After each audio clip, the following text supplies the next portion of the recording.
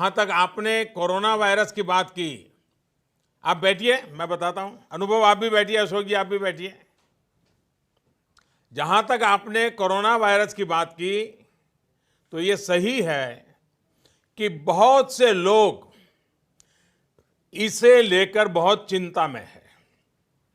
मैं समझता हूं इसमें आपकी और हमारी, हम सबकी सतर्कता बहुत महत्वपूर्ण है। चाहे केंद्र सरकार हो या हमारी तमाम राज्य सरकारें हो या म्युनिसिपैलिटी हो, ग्राम पंचायत हो, सभी इस मामले को लेकर उचित इंतजाम और देखरेख में जुटे हुए हैं। हमारे पास कुशल डॉक्टर और मेडिकल स्टाफ भी है, संसाधन भी है और जागरूक आप जैसे अनेक नागरिक भी हैं।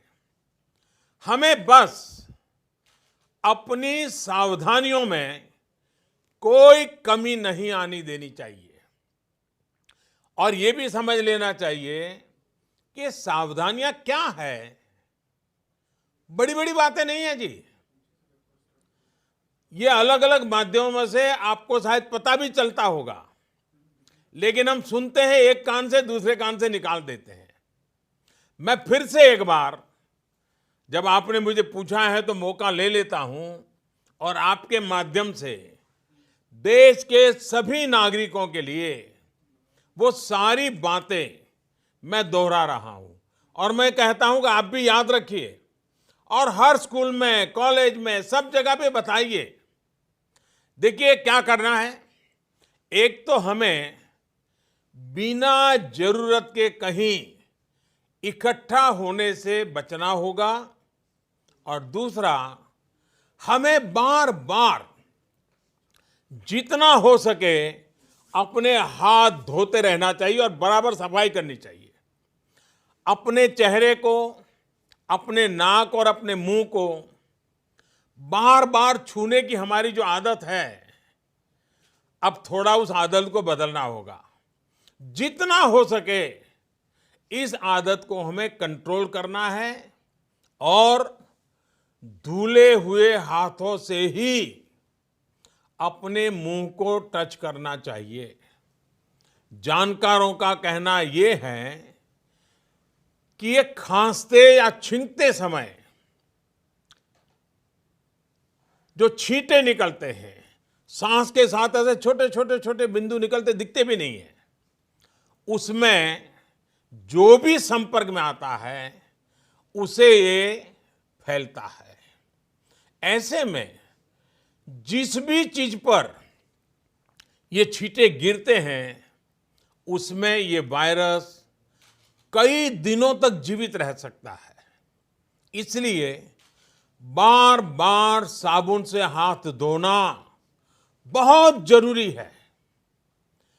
एक और आदत हमें जरूर डालनी है।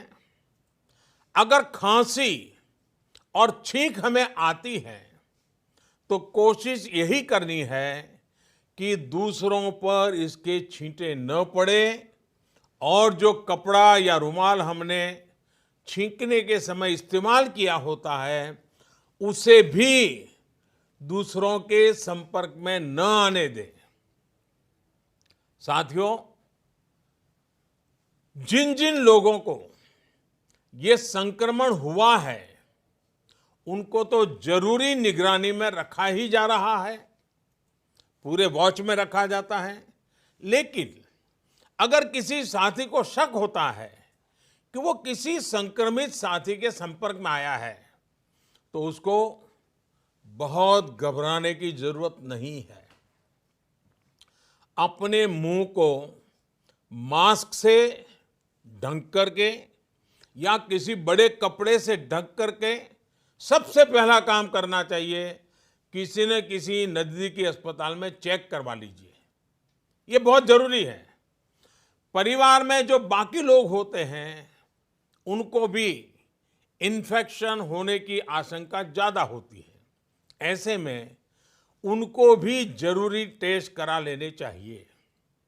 ऐसे साथियों को मास्क भी पहनने चाहिए, ग्लव्स भी पहनने चाहिए और दूसरों से कुछ दूरी बना करके रहना चाहिए।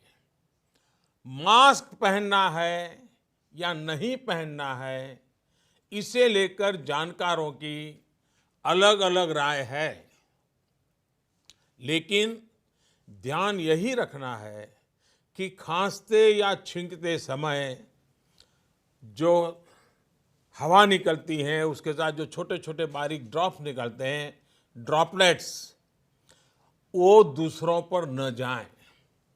वैसे मास्क पहनते समय भी एक चीज ध्यान रखनी है, मास्क को एडजस्ट करते हमारा हाथ बार बार मुंह को छूता है।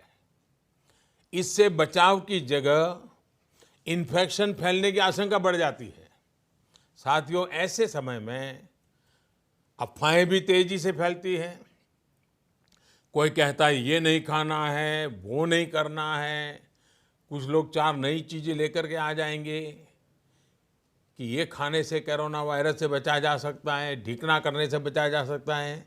मेरी सभी देशवासियों को प्रार्थना है, मेहरबानी करके इन अफवाहों से भी बचना है। आपको कुछ भी लगता है, जो भी करें, अपने डॉक्टर की सलाह से ही करें। हम स्वयं डॉक्टर न बन जाए। और हाँ, पूरी दुनिया आजकल नमस्ते की आदत डाल रही है। अगर किसी कारण से हमने ये आदत छोड़ दी है, तो हम भी हाथ मिलाने के बजाय इस आदत को फिर से डालने का भी मैं समझता ये उत्तम समय है। नमस्ते करके ही एक दूसरे को ग्रीट करना चाहिए। तो मुझे विश्वास है कि छोटी छोटी बातें हैं, शायद डॉक्टर लोग भी आपको यही बताएंगे। आप भी सबको यही बताइए।